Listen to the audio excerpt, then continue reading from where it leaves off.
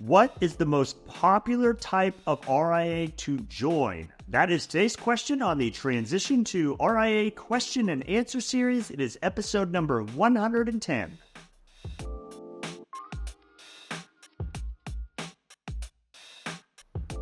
Hi, I'm Brad Wales with Transition to RIA, where I help you understand everything there is to know about why and how to transition your practice to the RIA model. If you're not already there, if you head on over to transitiontoria.com, you can find all of the resources I make available from this entire series in video format, podcast format. I have articles, I have white papers, all kinds of things to help you better understand the model. Again, transitiontoria.com.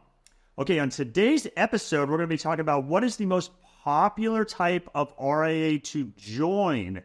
Now, for those of you that have listened or watched many of my episodes, you'll know that I talk about there are three primary ways you could transition your practice into the RIA model. All of them have pros and cons. All of them have reasons you might choose one over the other. That's part of what I do, is help you understand these three. I'm going to lay them out here real quick, but understand what might be best for your individual practice. So there's three options. On one end of the spectrum is you start your own RIA. On the other end of the spectrum is you join an existing RIA platform. And then in the middle, there's a flavor where you start your own RIA, but you're still kind of outsourcing a lot of the tasks of running the RIA. So I'm not going to dive into all three because that's not the point of this episode. But the idea is, of those three, and again, there's different reasons, different advisors go down all three of those paths. If you determine, and I can help you with this, that joining an RIA platform is the best path for you, then the question is, well, which one is the best? Which is the best model version of that? What is the most popular way that's done? And the reality is there's all different kinds of, I use the term flavors of RIAs out there. So that's everything from, just in theory, when you're talking about joining RIA, there could be some RIA down the street that happens to have an empty desk in the corner that would love to have you come sit at it. And that exists. That is a flavor. But there are also, like I talk about often, what I refer to as purpose-built platforms, RIAs that they were started from the beginning. This is not just some RIA that is grown and now has an empty desk and they want you to sit at it. These are firms that said, hey, we realize there's a lot of advisors that want the advantages of the RIA model, but don't necessarily desire to be responsible for kind of those blocking and tackling pieces of running their own RIA, so managing their own compliance, managing the tech stack, doing the fee bill, and those sorts of things. So there are platforms out there that said, hey, we have gone out in the marketplace, we have brought together what we feel is the best in breed set of solutions to do all those things. By the way, advisor, you need all those things anyways, even with your own RIA. We've bundled it up. We have more scale than you will ever have. Here's how we price it. Here's why we think you should consider utilizing our platform versus doing it on your own. Again, pros and cons to both approach. This episode is not to suggest that one is better than the other, because all that matters is for you individually, for your specific practice, which one is better than the other. But I can't make a blanket statement because every advisor and team is different. But there is that value prop out there that says, hey, here's what we built. And so what I want to talk about on today's episode as far as, well, of those flavors, if we can kind of put those in a couple buckets, yes, they all have their own little uniqueness to them and value props, but what are the kind of the main buckets of that? And then arguably, which is the most popular of those? So the kind of main buckets, this is not an exhaustive list, but I did want to go through a couple. So the first one, and spoiler, this is of the audience that I have, advisors that are thinking about moving into the model, that are reaching out to me, that are understanding all this. This generally is the most popular of them. But as you'll see as I go through some of the others, depends on your circumstances, it might not be a fit for you. So that first one I will call the 1099 model. So what this platform, like I say, these are purpose-built platforms. Under that 1099 model, just because you're 1099, it's some already doesn't necessarily mean you'll have all of this, but most of the platforms that I'm suggesting that advisors look at, because that's what's best for them at where they are in their career, it does a couple things. It says, hey, advisor, you will retain 100% ownership of your practice. So yes, you are joining this RIA, but make no mistake, and we'll put it in writing, you retain 100% ownership of your book, of your clients, of your practice.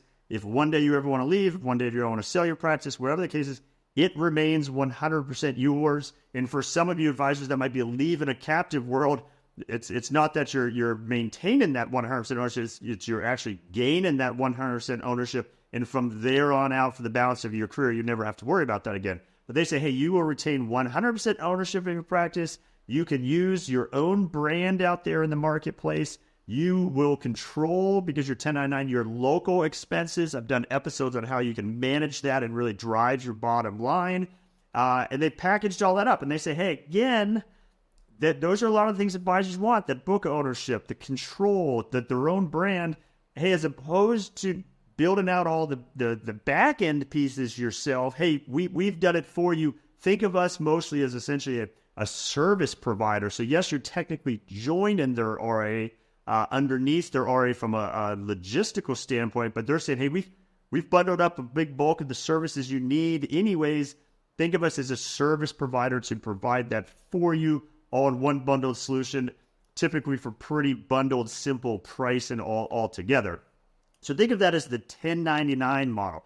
That, again, is what most advisors, my audience, the folks that are reaching out to me, that is usually of the different flavors. I'm going to give you some others that is most appealing, because those advisors, those teams are contemplating either starting their own RIA where you're going to have those same attributes, or, oh, hey, is this maybe just a better way to go about doing it? But I do not want to give up ownership. I do not want to give up the ability to use my own brand. I want to control my own local expenses. There is that 1099 model where you don't have to give any of that up, yet still get the benefits of utilizing a larger platform as opposed to building it out yourself. So that's number one, that 1099 model.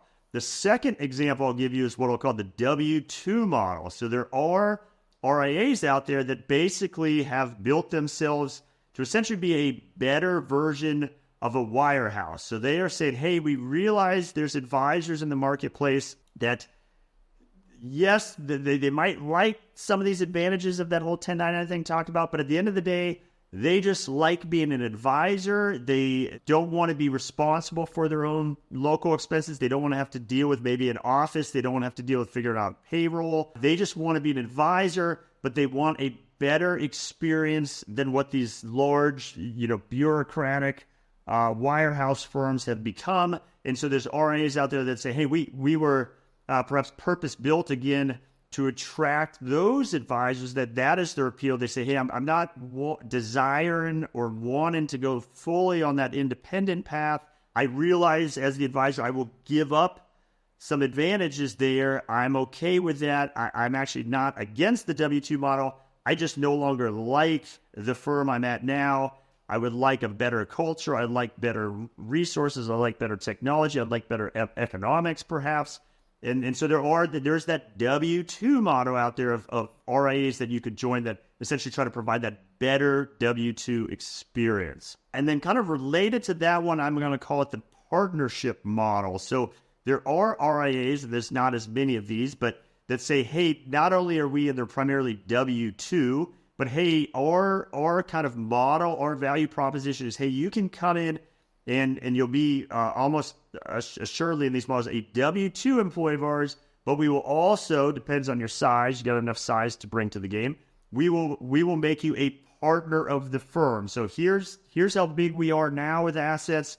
We're going to add you. That's then going to be the slice that you're contributing. We all now collectively own all of this, and you join an advisor because of what you're bringing to the equation here. You are now going to be, a 12% owner of what we have, and as we bring in additional partners, we're going to continue to grow the pie. That exists out there as well. Obviously, that's kind of a unique scenario. These firms are looking typically for very specific advisor team profiles. Maybe it's geography and specific size, because again, they are basically opening themselves up, diluting their own kind of ownership share, albeit now they're going to have a bigger pie. But that partnership model exists out there as well that you could in theory consider. The next and kind of final example, and then I'm going to kind of have some takeaways to tie all this together.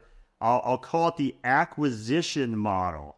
So this is where there's kind of two flavors of this that I typically see. So one is you might just be at that point where you are ready to, figure out your succession plan and you're ready to say, hey, I have 3, 4, 5 years, maybe I want to, and then I want to be out. And so I need to solve for my succession. My life's work has built up this asset that I deserve to be compensated for. And so you are trying to find a partner to sell your practice to. And so that exists out there. I call it the acquisition model. And that's what makes a lot of the headlines is, these RIAs are out there that are acquiring oftentimes other RIAs. And so it's a chance to say, okay, I'm going to take all my chips off the table. Not necessarily, it's not on day one. It's usually spaced out phased out over a period of time.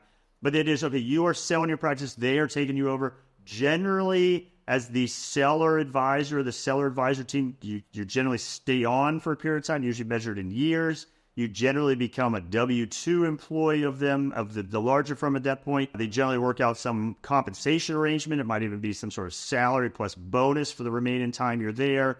And then eventually, the idea being that eventually you are going to step away and they will now have to practice and run it from there. So that acquisition model exists. That's kind of the first version of that. There is also some firms out there that their value proposition is to say to an advisor that's maybe not already 3, 4, 5 years close to retirement. Maybe they're in their 40s, but their kind of value proposition, their pitch is to say, hey, advisor, we will acquire your practice now. And so, yes, you are essentially taking your equity chips off the table now. You won't get another go at the end of your career, but you take those equity chips off the table now.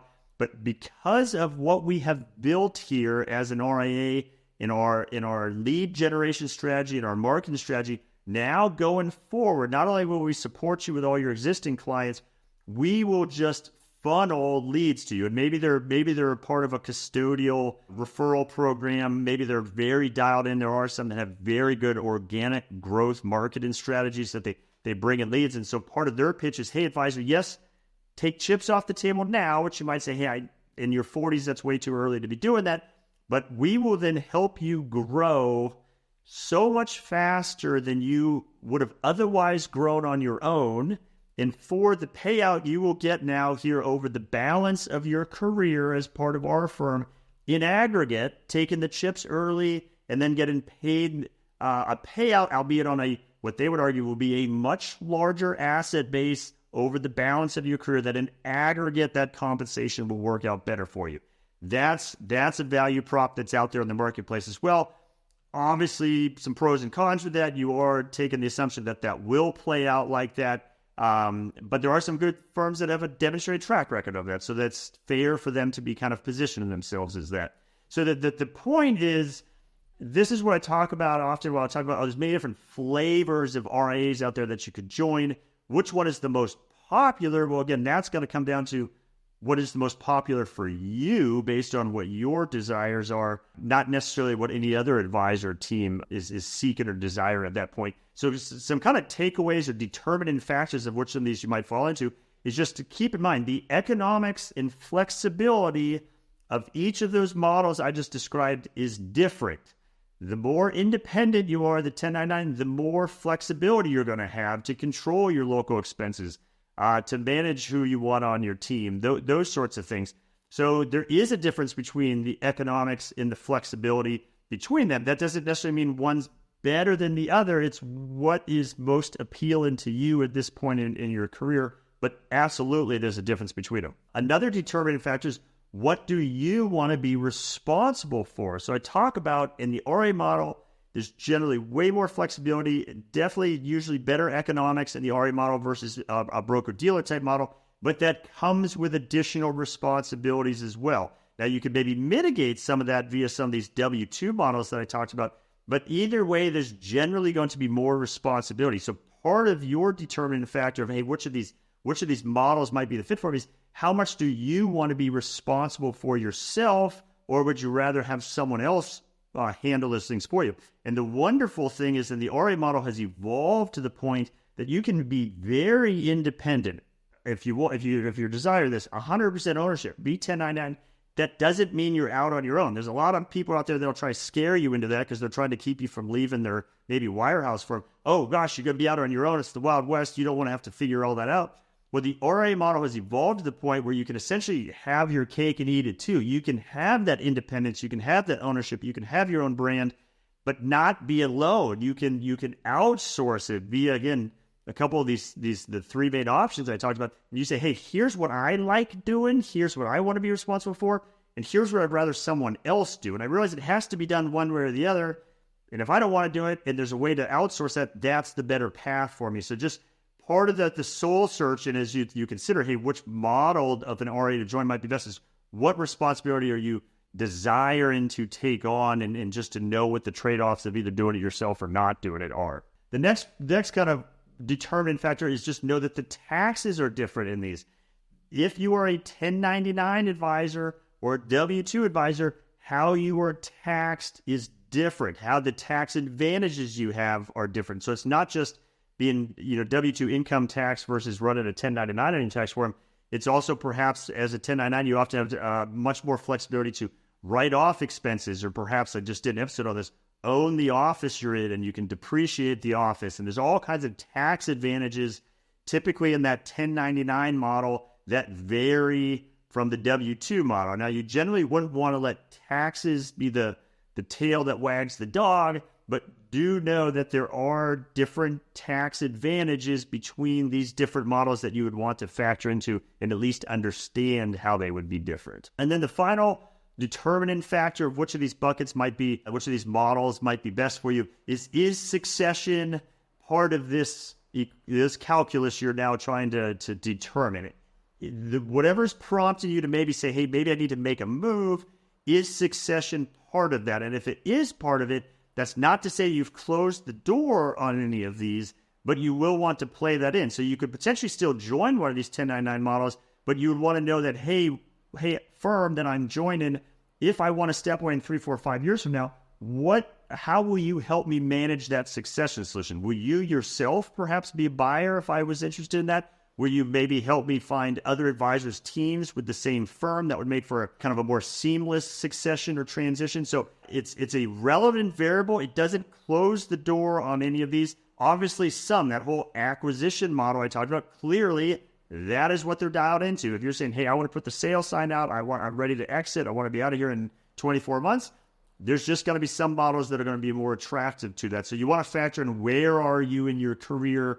How near or far is that succession need on the horizon? So with that, I hope that's helped you kind of just understand the differences of the different kinds of RIAs you could join. And as far as which one's most popular, again, my audience, the people that are coming to me because they're already attracted to what they've understood about the 1099 model, they're typically, at least initially, looking at that 1099 model. But for all the reasons I've stated, you might end up finding yourself needed or wanting to look at some of these other approaches as well. That's what I help advisors with, is to know what that landscape is like out there, to know what these flavors are, to help an advisor or team understand, okay, where are you with your practice? What does your practice look like? What are we trying to accomplish here? And then how that might most closely match with what the options are there in the marketplace. So with that, like I said at the top, my name is Brad Wales with Transition to RIA. This is what I help advisors with. Happy to have that conversation with you as well. First things first, head on over to transitiontoria.com. You can find all of the resources I make available from this entire series in video format, podcast format. I have articles, I have white papers, all kinds of things to help you better understand the model. But at the top of every page is a contact link. If you click on that, you can instantly and easily schedule time to have a one-on-one conversation with me, whether you want to talk about today's topic or anything else RIA related. I'm happy to have that conversation with you. Again, transitiontoria.com.